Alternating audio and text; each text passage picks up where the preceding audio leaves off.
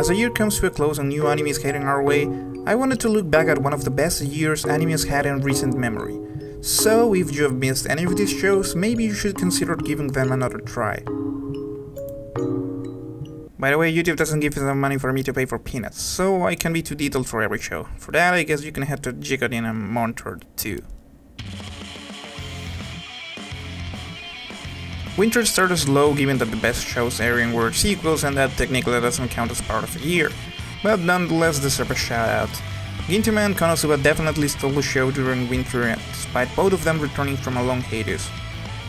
Oh yeah, Blue Exorcist also returned from a long hiatus, but it was nowhere near as popular as it used to be, and it was forgotten as people moved on to new, actually good stuff such as JoJo Senki, an actually unique isekai that constantly subverted your expectations in a battle against God. Give me season 2 already. Handshakers was a show so bad people wouldn't shut up about how bad it was. Yeah, that counts as good for me. Masamune-kun's Revenge was an actually entertaining harem comedy disguised as a rom-com because, spoiler, this is a girl and the maid wins. So yeah, winter was kind of a slow season, but spring brought the hype train of sequels literally everyone I know has watched. So I won't talk about them. Instead, I will focus on the new shows.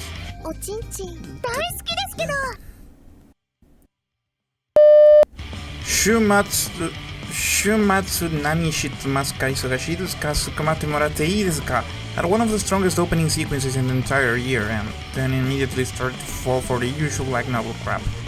Speaking of light novels, honestly I had no idea until November. Turns out there's a reason for that. Anime Strike, a service launched by Amazon that nobody likes, makes content exclusive behind 2 paywalls and is not even very good at its job of simulcasting. But let me save that for a moment and let's talk about Fall. Which, by the way, is going to be very quick because other than Kakegurui, which lost traction because of Netflix, there's only one anime that stood out as the overwhelming champion of the season. Yeah, Made in Abyss.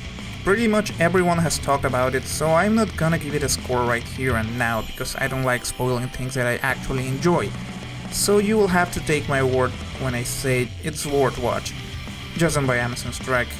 There are plenty of other options. That being said, most of the year is gone and it's time to bring back this sucker. Anime Strike. Don't buy it. But watch out for its pics, because they seem to have a pretty good taste.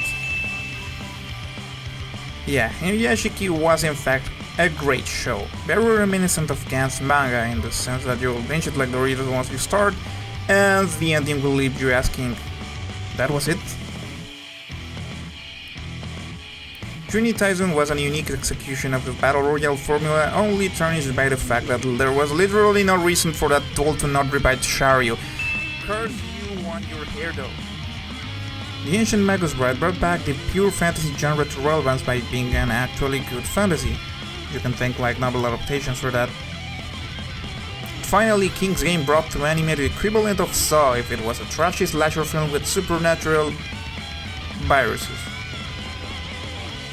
Yeah, it's pretty stupid, but that's what makes it so entertaining to watch. Oh yeah, and this too, but Amazon Strike. And that was everything I thought was relevant in 2017. Sorry if it wasn't too detailed, but I'm pretty sure Jacob's got you covered on that.